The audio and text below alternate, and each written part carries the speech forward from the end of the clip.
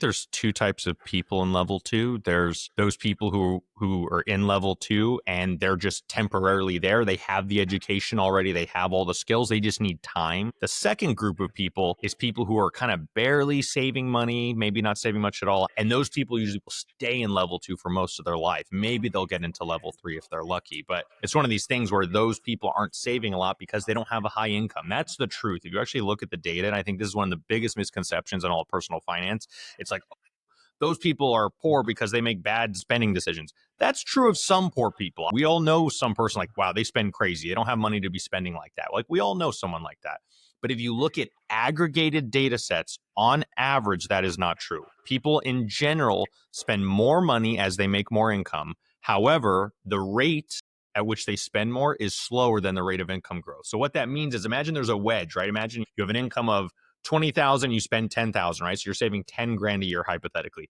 But now let's say you make income of 100,000 and you're spending 80,000. So like, yes, your spending's higher, but now you're saving 20,000. So basically the idea is the gap between income and spending on average increases over time. So the most correlated thing in personal finance with your savings rate is your income. And so the higher your income is, on average, the higher your savings rate is.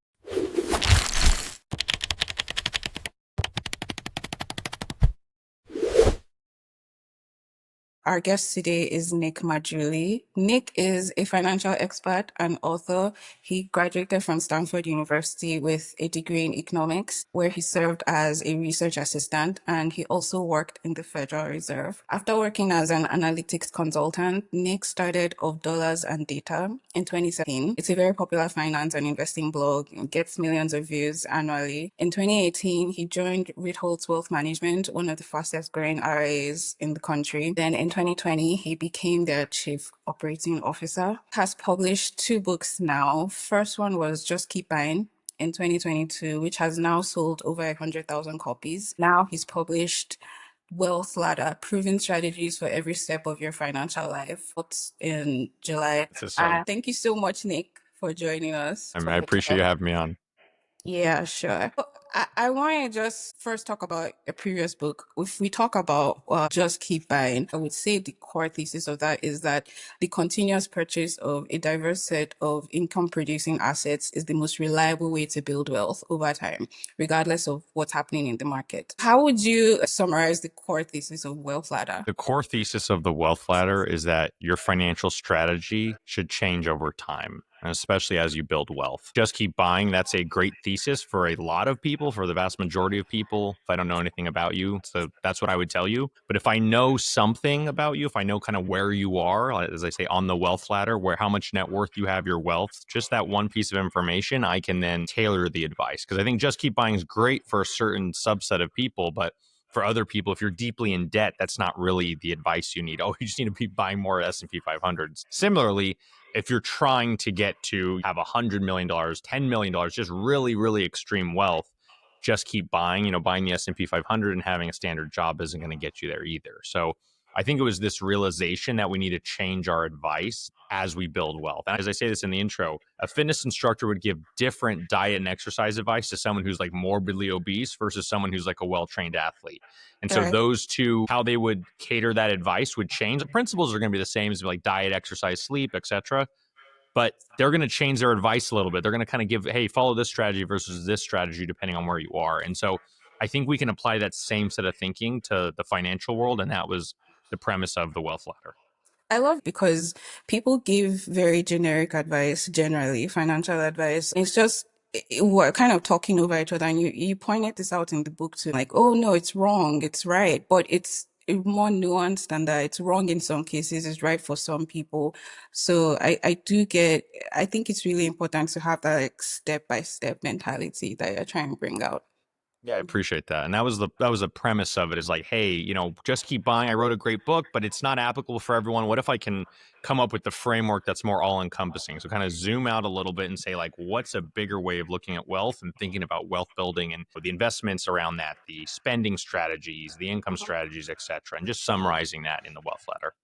But just for reference, I always like summarizing the levels. So level one is less than $10,000 in wealth. That's the starting level. That's by default, like everyone would be in that, all else equal. Level two is $10,000 to $100,000. Level three is $100,000 to $1,000,000. Level four is 1 million to 10 million. Level five is 10 million to 100, and level six is 100 million plus. And I came up with this. Everything's divisible by 10. So if you just memorize one of the levels, if you say, okay, level three is 100,000 to $1,000,000, that's like the middle class in the United States. If you know that, then you can back out the rest by dividing by 10 or multiplying by 10, right? Divide by 10 to go down, multiply by 10 to go up. And it just makes it really easy. I think these brackets are large enough to actually encompass a good portion of the United States, and they actually map to the economic classes pretty well. Talk about each level of wealth. And for each level, we'll talk about the thing that's going to help you break out of it to the next level and a common trap for each of the levels. And a reminder that the wealth ladder for each of these levels is based on your net worth. So assets minus liabilities, everything you own, taking out everything you owe. So let's start with level one. Level one is anything below $10,000 in net worth. And for level one, I would say the theme of that is safety. Quote from a part from the book: a typical inconvenience for someone higher on the wealth ladder can be a crisis for someone on level one. This is because bad luck is amplified in level one, and this amplification can lead to people getting into a financial hole that they can't escape from. This explains why less than 10% of people account for over half of financial distress events in the United States. Once you fall into such a cycle, it can be very hard to get out. So you summarized it, like find that sense of safety, and whether that means you have to start building up some sort of financial buffer, that's a piece of it. And if you can't do that, at least try and find when I talk about wealth, I say to think about things beyond just financial wealth. Like think about people you can rely on, your network, right? So friends, family, anyone you could rely on that can help you kind of get out of that hole you're in, or get out of that just level one in general. And even if that takes a few years, that's what you're going to want to focus on, because it's kind of an extreme situation and it's very difficult. One bad misstep or just bad luck, nothing you did wrong can send you into a financial tailspin. And so, as I said there, over half of the financial distress events, delinquencies, bankruptcies, etc., are committed by a very small percentage of people. So these people just kind of get caught in these cycles and they never get out. Now, of course, some of that's behavioral. They're never going to get out of it. They're not going to change their behavior. But I think a lot of these people, they mean well. They didn't want to get in this spot. They got in there, and then it's almost impossible to get out, right? And so I think that's the thinking you have to have when you're in level one, is like, okay, how do I get out of this and just get to some level of safety? And so I think by the time you have about $10,000 in wealth, you can probably breathe easy a little bit more. I like two things that you said about this level that maybe not talked about as much. One is relationships, relying on other people, not just thinking about, like you said, like your financial assets. Second is avoiding debt as much as possible. And when you talked about the fact that that particular level has the highest average debt levels. What you see, people do tend to have more debt in even level two or level three, but that's mostly mortgage debt. So it's kind of a different debt. The really dangerous debt is usually the credit card debt. Like having a mortgage debt, like, it depends how you look at it. If you got a decent rate, that's not that bad. As long as you can make your payments, you're going to be fine. Yeah. But I think it's like when your payments, when you start getting into like the credit card debt where you're paying 20% for money, and that's just kind of crazy. And it's really tough to get out of. Level two, again, 10,000 to 100,000 in net worth. Theme for this one, I would say it's education. And again, to quote a bit from the book, this is where education can have the biggest impact on your future wealth. While education is important no matter where you are on the wealth ladder, in level two, you have a unique opportunity to capitalize on it. Why? Because this is the level where you have enough money to afford it, but not so much money that it's not worth the effort. All right, so let's talk about your belief on education as the lever that will get you out of level two. There's two types of people in level two. There's those people who are in level two and they're just temporarily there. They have the education already. They have all the skills. They just need time to get out of it, to save money, basically earn their income, spend their money, have their savings, and then invest it hopefully and get out of level two. The second group of people is people who are kind of barely saving money, maybe not saving much at all, and they're kind of just trudging along. Maybe they have a home and they're just paying their monthly payment, so they're building home equity there, but that's about it. And those people usually will stay in level two for most of their life. Maybe they'll get into level three if they're lucky, but it's one of these things where those people aren't saving a lot because they don't have a high income. That's the truth. If you actually look at the data, and I think this is one of the biggest misconceptions in all personal finance, it's like, oh, those people are poor because they make bad, spending decisions. That's true of some poor people. I will admit that. That is true. We all know some person like, wow, they spend crazy. They don't have money to be spending like that. Like, we all know someone like that. But if Yeah. you look at aggregated data sets, on average, that is not true. People in general spend more money as they make more income. However, the rate at which they spend more is slower than the rate of income growth. So what that means is, imagine there's a wedge, right? Imagine, you have an income of 20,000, you spend 10,000, right? So you're saving 10 grand a year hypothetically.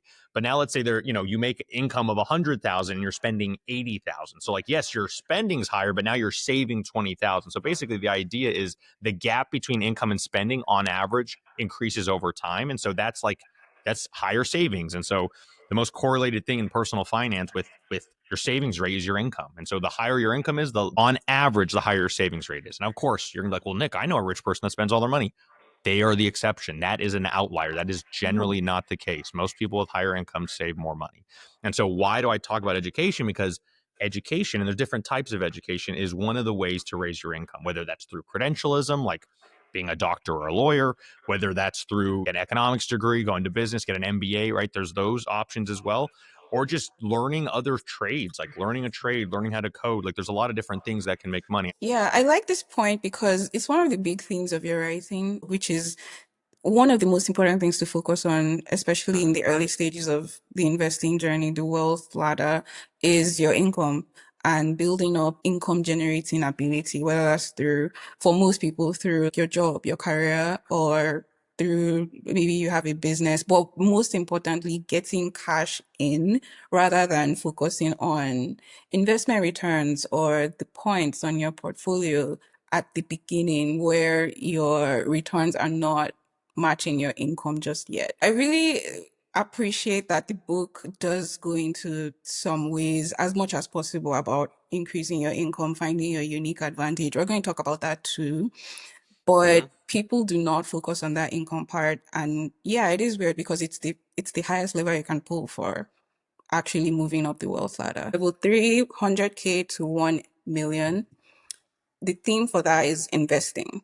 So now you have that buffer, that at least 100,000 saved and invested.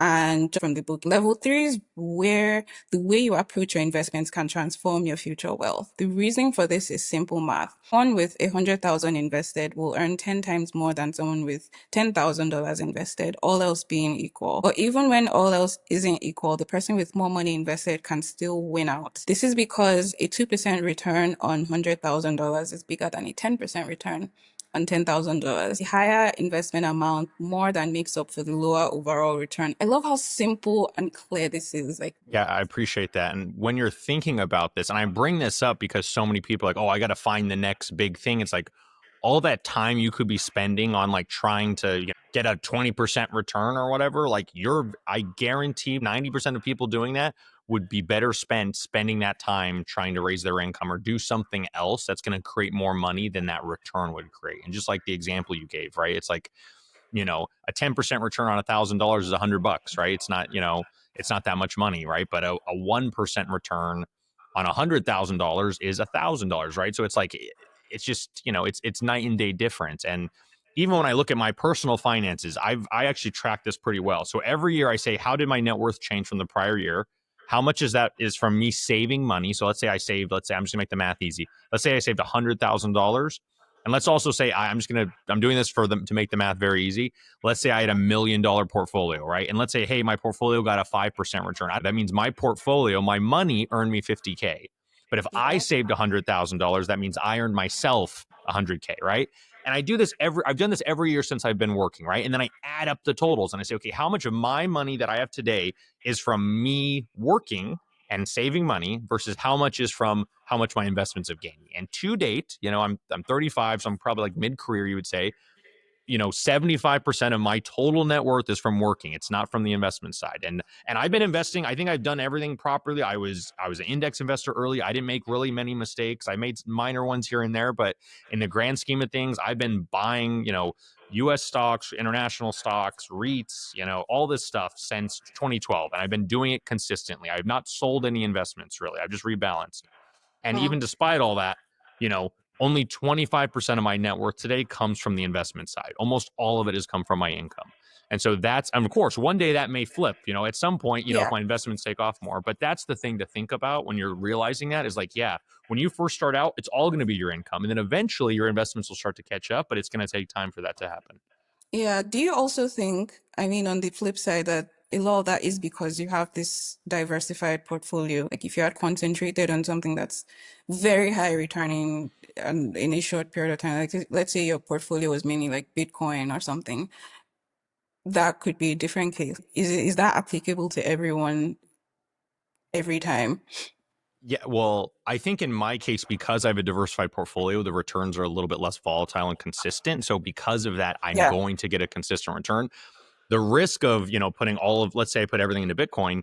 You're right. If I put it all into Bitcoin in, let's say, 2017, and I just held it all through now, I would have had far more wealth, but it would all have been in Bitcoin.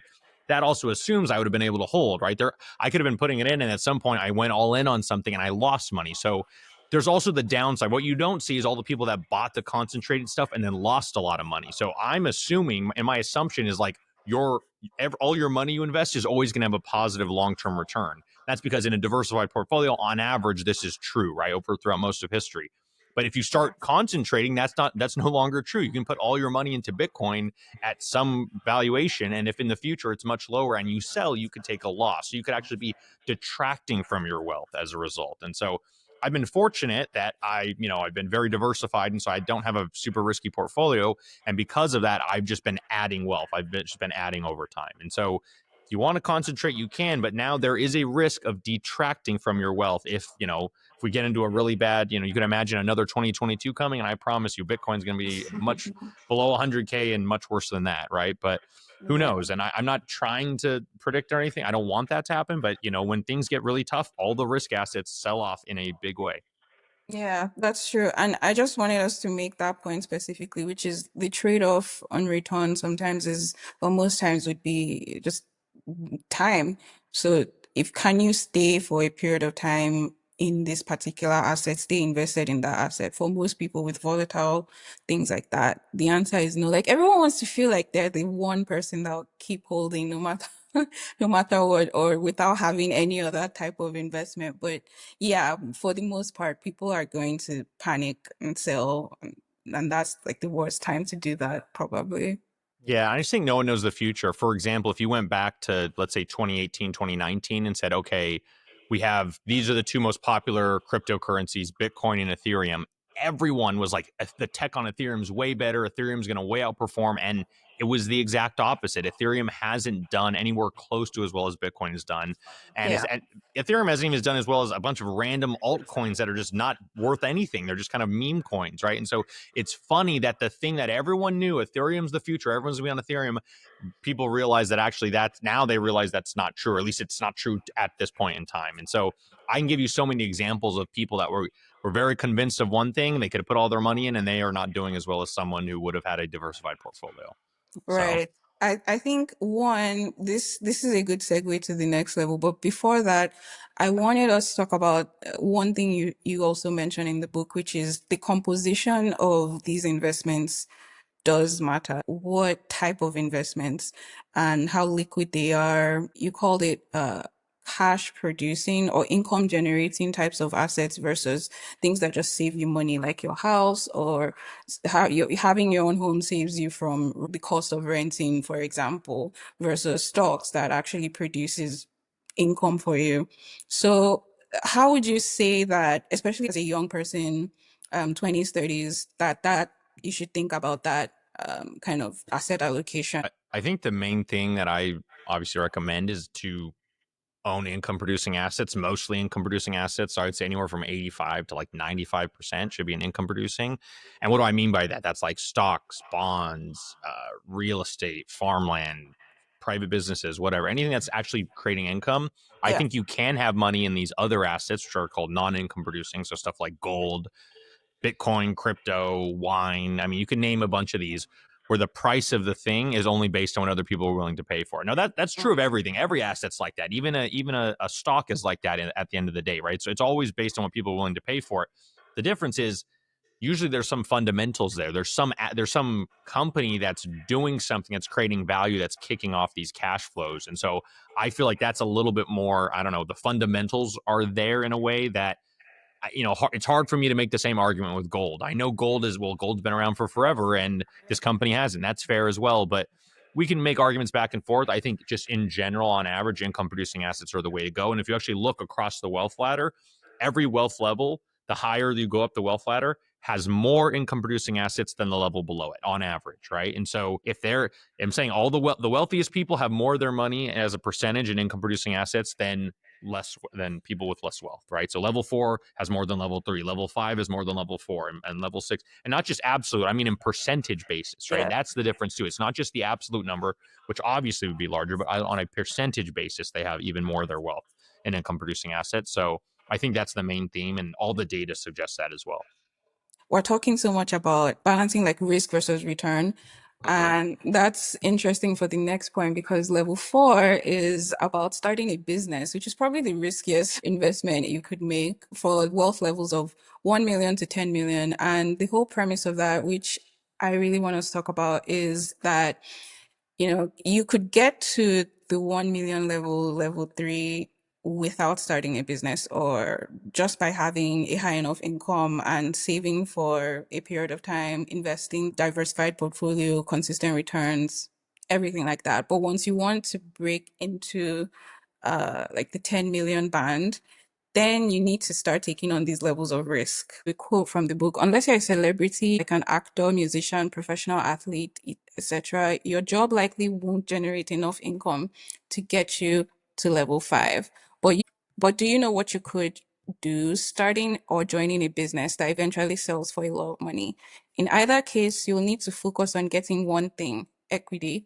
You either need a little equity in a very large business or a lot of equity in a smaller business. And that business needs to sell for millions of dollars or more or generate lots of annual income. Either way, getting that equity will be one of the most important financial decisions of your life. Yeah, I mean, this is why Beyonce says, "Pay me in equity." There's a difference there between, I mean, this is a very common trope, right? Yeah. Rihanna, same thing. Her album sales are great and all, but she didn't get past 100 million because of her album sales. She got past 100 million because of, Fenty Beauty, right? So it's like you start looking every single person, it's like some form of entrepreneurship at the end of the day, right? And so that's in general what gets people to that extreme level of wealth. And so in level 4, which is 1 to 10 million, my argument is like the things that got you into that level are not the things that are going to get you out of that level. And so, how do you get into level 4? It's like, okay, you have to have a decently high income, you need decent investment returns, and you need time. So, like, just high enough income to save money, invest that money, and then just give it some time, and you'll get in there, right? Eventually, right? And so, that's what we see in the data, but how do you get past that? It's not the same formula. Like for you, let's say you hit $1 million today, and you're earning 5% a year. This is after inflation, so I'm assuming a conservative, diversified portfolio return, and you're saving 100K a year. It would still take you 28 years to get to 10 million. So the same tactics that got you, the same strategy that got you into, the 1 million mark, it's going to take you almost 3 decades to get past 10 million. So once you realize that, you say, hey, I have to change my strategy. So that either means joining a startup and getting equity early or just starting your own business and doing this. Of course, this is really risky. I'm not saying that people have to do this. This is kind of a big decision point. When you were talking about risk versus reward, it's like, well, the reward is you have over $10 million. The risk is that you have to go and spend all this time, energy, and money creating a business that's going to get you there. And so that's the difficulty there.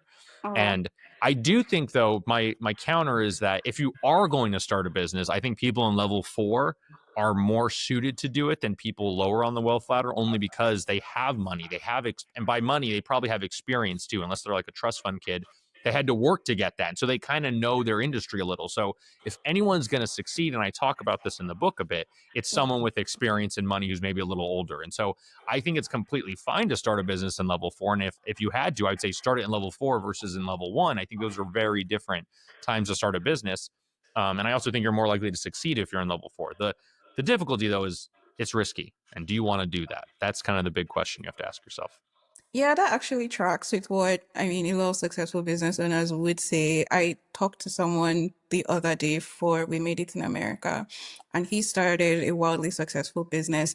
And one thing he said was, you shouldn't start from zero, which was, I mean, I don't know if he was in level four exactly, but at least he had a base of support for himself, having worked for a number of years at a big company and family support.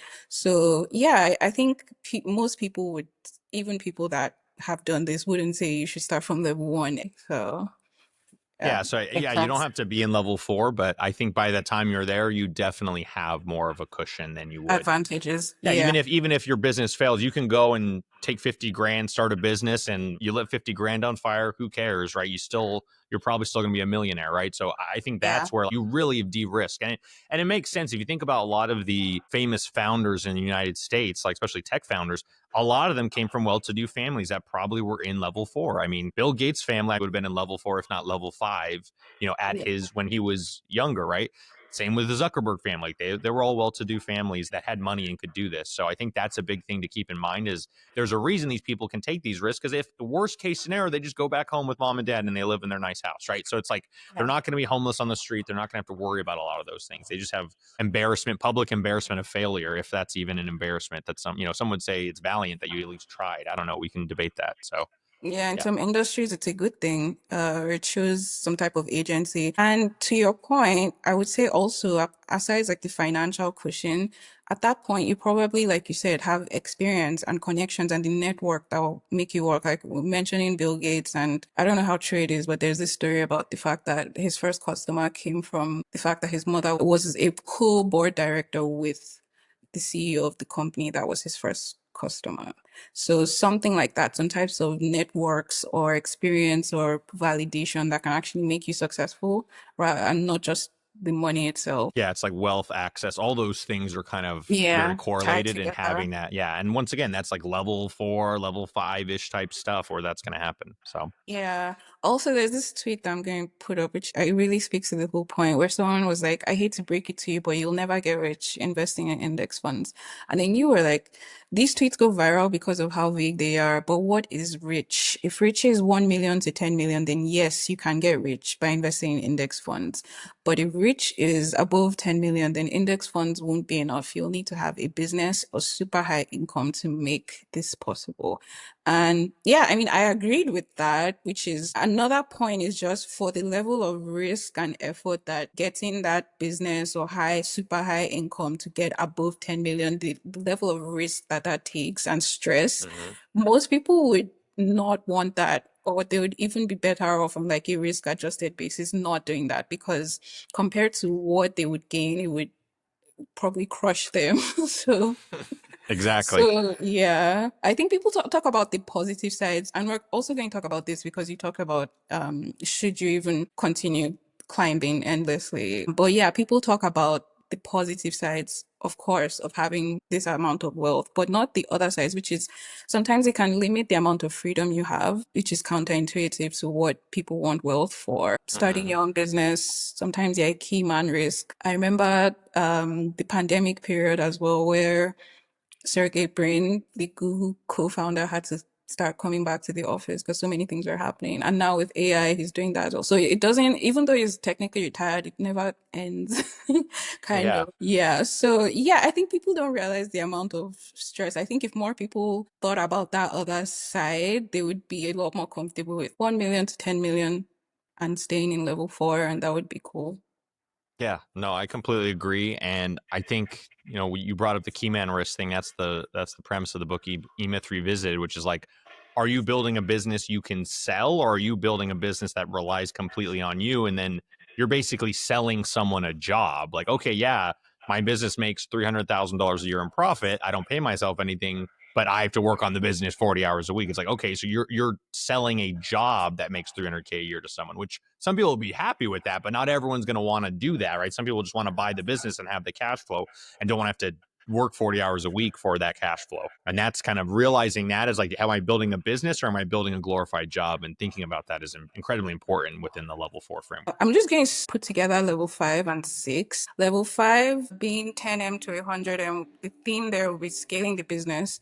Then level 6, 100M and above would be protecting your wealth. And a quote that summarizes the thought with this is, while money doesn't improve every experience, it can elevate a lot of them. But just like salt, there's a limit to this. Focusing too much on money can ruin other parts of your life, just like too much salt can ruin a perfectly good dish. Worst of all, money or salt by themselves aren't all that enjoyable.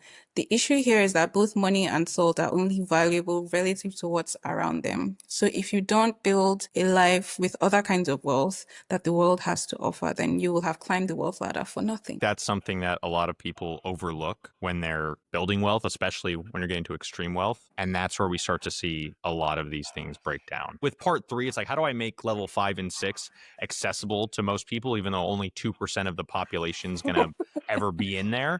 And the way to do that is to talk about like, well, what are the actual issues that people in levels 5 and 6 should be focusing on? And it's all the non-financial aspects of their life. And it's a good reminder to bring that up for people in level 4, level 3, level 2, etc. Because you can get there, be so focused on this target, and then not make it to where you want to go. One thing I found interesting the most there was when you talked a bit about divorce, the statistic that you had there of when you look at the top 10 wealthiest people, and then the divorce rates are much higher than the general population. I like that part because it's more about why are we doing this versus just do it, which is, again, a lot of what the financial industry is geared towards. Okay, just save as much money as you can, just invest as much as you can, just contribute as much as possible. But also why, and does this fit with your personal goals? Yeah, exactly. And I think, I mean, that was a Morgan Housel thing, if I remember. He's like, oh, the top 10 of the top 10 richest people in the world, like 7 of them had divorces or something, which is much higher than the average divorce rate. And you think about that, like, I think it's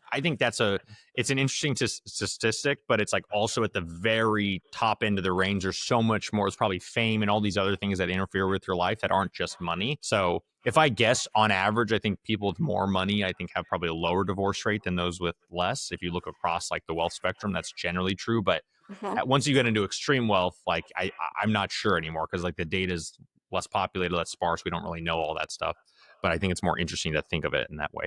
I want to ask more like contextual questions about the wealth ladder with the assumption that it's a progression, which is you go from level 1 to level 2, level 3. It's an upward movement continuously. I want to talk about what happens when you kind of fall off of that or you regress. For a lot of immigrants, especially when it comes to the US, most people are coming, first of all, they're coming as international students a lot of the time.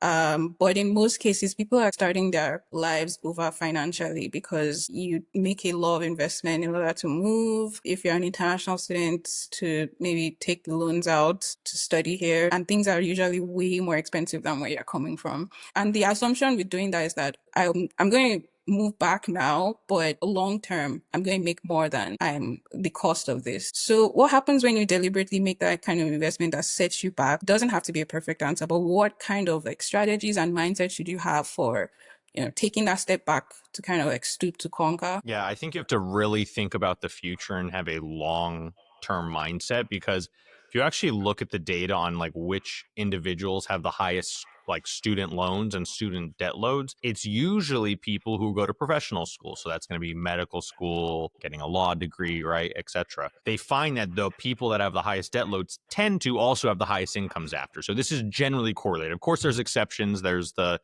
person that went and got a bunch of master's degrees and a bunch of random things and then can't find a job. Like those people happen, but they're rare. For the most part, those people with higher debt loads, at least from a graduate on, so like professional school or graduate program, generally they earn more than those with less education, right? All else equal. And so when you see that, you have to realize like, yeah, I sometimes have to make this sacrifice to get to that spot. You have to kind of be long-term focused. You can't go half in on the invest. You have to do it, right? Once you've made the decision, you come here, you've done all this stuff, right? If you pull out halfway through, you've already spent all that money, all that stuff's been done. And if you're not going to go toward the end, which is going to get the income and the payoff and all that, then it's like, why did you even do it in the first place? Because then you're going to be worse off if you kind of half do it So I think it's really about keeping that long-term mindset and focusing on, okay, and maybe if there's other things you need to do in the interim to help out financially, like of course do those things, but you really have to be long-term focused in that type of frame where you're taking on debt or you're at least reducing your resources before you come here.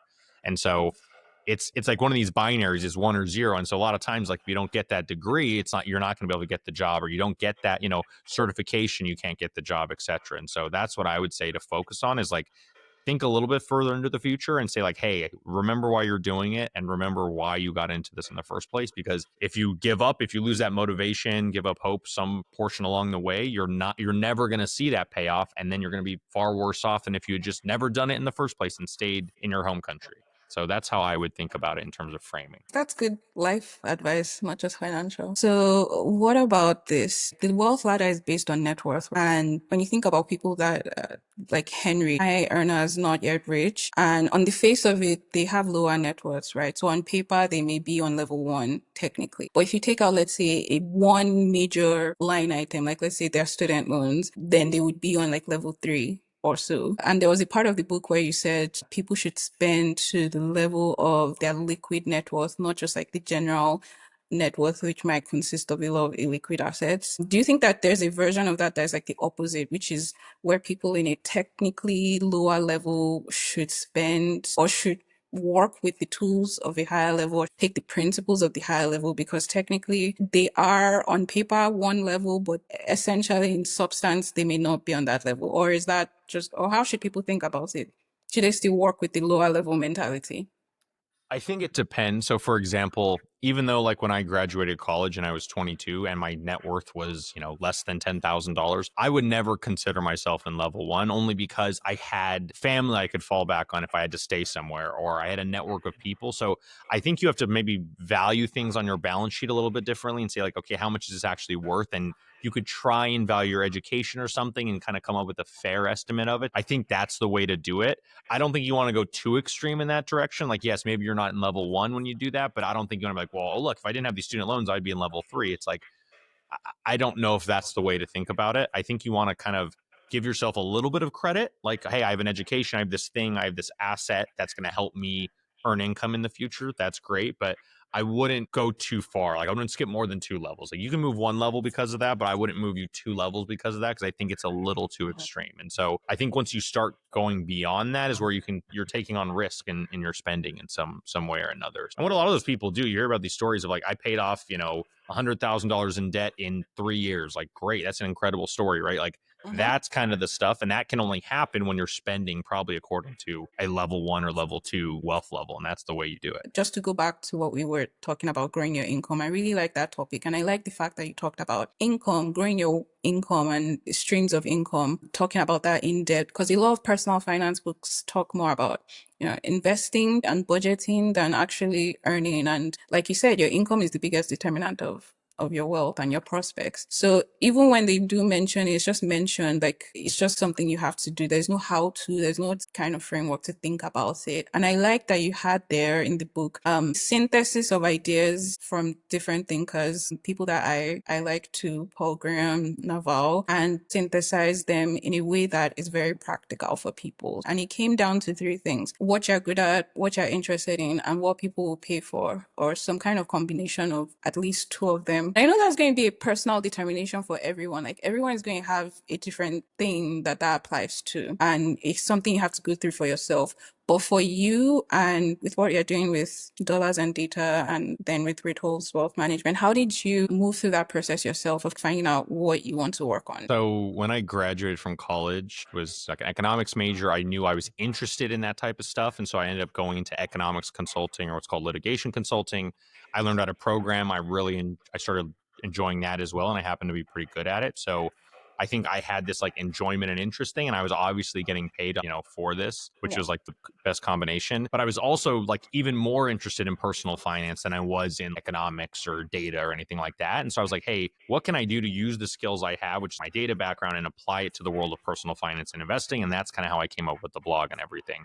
And I didn't know it at the time, but I was building a form of leverage in terms of content and putting out content that, I spend 5 to 10 hours on it, and I can send it to thousands of people who will then consume it, for a few minutes each, right? And so I spend a little bit of time, and then that thing can be scaled to, thousands or hundreds of thousands or even millions of people, right? And so when you start to think of it that way, you start to realize the reach you can have. And obviously the monetization was kind of after the fact, but it was something that eventually came up, and it was nice that it happened. But when I was thinking about all this stuff in terms of that intersection, I always was like, hey, what am I good at doing and what am I interested in, and following those Yeah. and making sure I had to get paid, obviously, but I was in a fortunate position because of my education that I knew I was going to get paid no matter what I did. It was just a question of how much and to what extent.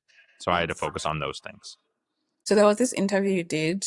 It's a while ago. It's before even Just Keep Buying. And there was a question where they asked you, how do you know when you want to turn a blog post into a book? And yeah, at that time you hadn't yet, you had the article itself of Just Keep Buying, but not the book. And so your answer at that time was that you're not a great person to ask that because you haven't written any books. Now that you have, you've written Just Keep Buying, you've written Wealth Ladder, originally started as essays on your blog. So now I would be interested in your answer. Like, how did you know when it was good to turn those in? Is it because they got really popular, or you just felt like personally you want to write, you felt like there was more you had to say about that, or a combination of those things? Yeah, so it was a combination, and it's changed over time because everything was a case by case basis. Like the reason I wrote Just Keep Buying was different than the reason I wrote The Wealth Ladder, but the one thing that is common between them is when I put them out as a blog post, they got incredibly popular. At least for where I was at the time when I put it out, it like went as quote viral as I could go in my little miniature FinTwit community. And so for me, it was like, hey, there's a signal, there's something here, right? When Yeah. I put out the Wealth Ladder, I had a blog post I put out in December 2019. It got put onto the top of Hacker News and was up there for like, I don't know, 6 to 8 hours, which is insane. If you know anything about Hacker News, getting to the top of Yeah.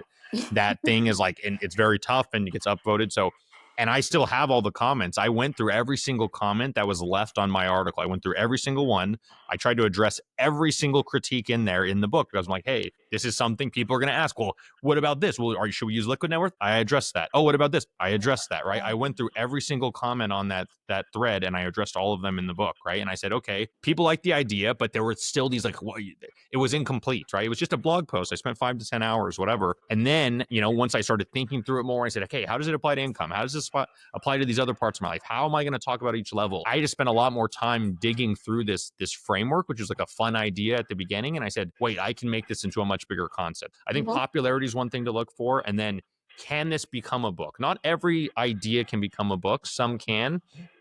In this case, the Wealth Ladder worked out well because of the structure of it. Given there's 6 levels, and chapter per level, that seems like a very natural thing. You're going to have that in there. You're going to have other chapters on other things, like bigger picture things, and that's what I try to cover as well. And then also just like generalizations of like, if you just read part one of the book, you're going to get probably half the value, right? If you just read the first 3 chapters, you're going to be like, hey, I get this idea. Of course, if you want the specific tactics per level, you should read those as well. But like, I want to give as much value as I can as quickly as possible so that even if someone didn't read the whole book, they would still get something from it, right? That's another piece of this when you're thinking through how to structure a book. And so when I'm thinking about those things, I'm thinking about popularity. I'm thinking about can I structure it and can it go the distance to be a book?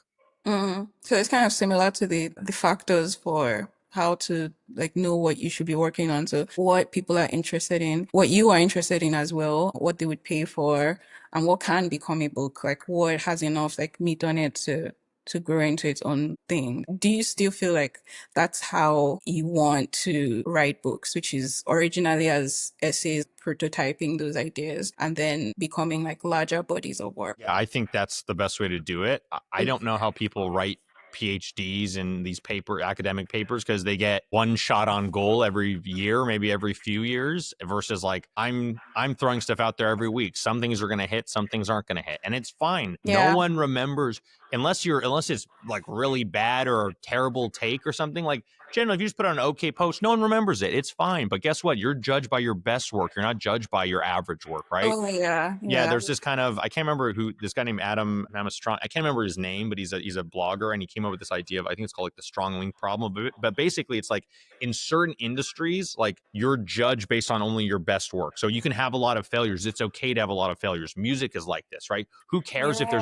there's 100,000 artists artists putting out music, we just want to find the best stuff we can, right? The same thing's true with writing. Just put out as much content as you can and we'll find the best stuff. Of course, with AI, that's kind of making things worse because now the filtering is getting harder. Like we have to find how do we know what's writing's good or not? Because there's so much writing out there now, right? Yeah. So it's changing the problem. In other areas, it's not about the best work. It's just about like the average result. Like, for example, an airplane. Like we don't want airplanes to go down. Oh, because well, these one, this airplane flies better than the other ones. Like, no, we want safety. We want zero mistakes, right?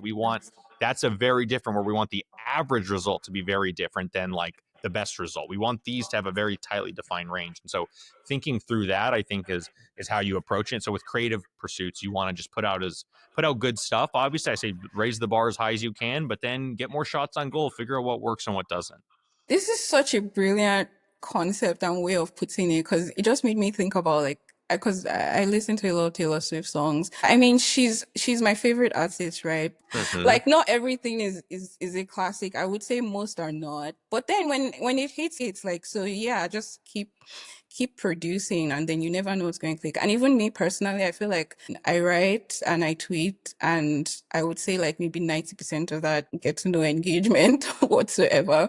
And it's always the most random thing or the thing you think that it's not. It's just like a casual statement that just blows up sometimes. So yeah, I think that's a good framework to think about it. I'll just ask you two more questions. One is about the American dream, because I always ask about the American dream. And it's really fitting because I had an article earlier this year about the American dream that was titled, Has the American Dream Become Unattainable? And I found it interesting because your argument was, even though there are things that traditionally define the American dream, like owning your own home and out earning your parents, and those things are now less attainable than they were, there are some luxuries or some things now that they are now more attainable than in the past. So some things have become less attainable, but some things are more attainable now. So maybe there should be a writing of the American dream to adjust for this new reality. So I wanted to ask you, like, what does the American dream mean to you, first of all? And what do you think it should be? Like, should there be a new American dream? And what should that be? To me, the American dream is the possibility for wealth mobility. That's it. Up and down. Not just up, but down too. There needs to be possibility. People that have a lot of wealth, there should be the possibility of them losing it because that's how assets work, right? Mhm. But there's also should be the possibility for someone that has very little wealth, they get the opportunities to at least get to, let's say, a level 4. I don't think someone born in abject poverty, they need to have the same chance of getting to level 6 as someone in, level 4 that starts in level where their family starts in level 4. I think it would be great if that were true, but I think we have to be honest. There are connections and things there that for us to change that, we would have to change the taxation system and a lot of things in a very drastic way. It would be there'd be a lot of backlash to. Not everyone wants that, but Yeah. I think we want some mobility. We want to say, hey, okay, there's going to be people that start in level 1 that end up in level 6. It happens, but I think most people that end up in level 6 probably started in a family that was in level 2, level 3, level 4, and probably most likely to be level 4, right? And so I think thinking through that, that's fine, but I want there to be the possibility for people in level 1 to get to level 4.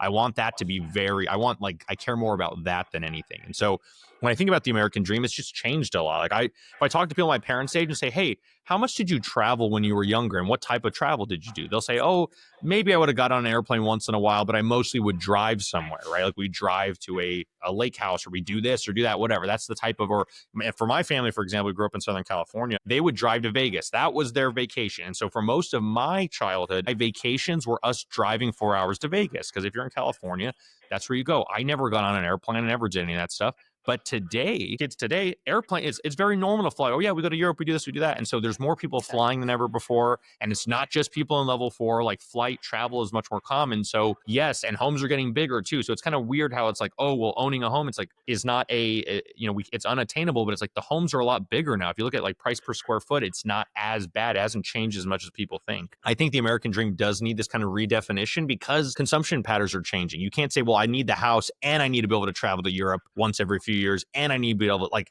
if you start adding all those in, like our parents didn't have that. They had a home, but they weren't traveling that much. So like there are trade-offs here that we have to debate. I like what you said for two things. One is not just the wealth mobility defined as not just the ability for someone lower to move up, or someone that is higher up to also move down.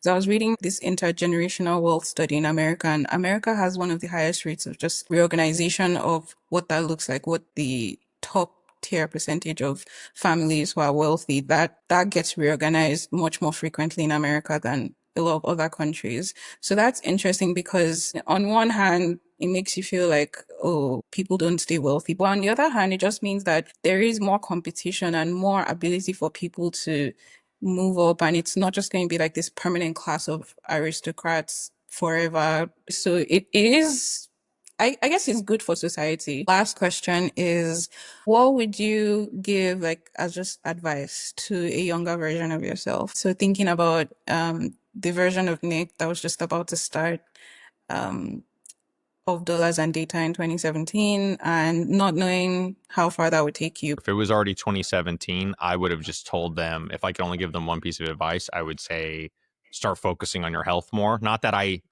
didn't care about my health at all. I cared, but I didn't care as much as I care now. And Oh, I okay. wish I had just started caring sooner about that. So, buy better food, try and just take care of your health more. I've been very fortunate. I haven't had any bad health issues, but at the same time, I still think I should have focused on that more earlier.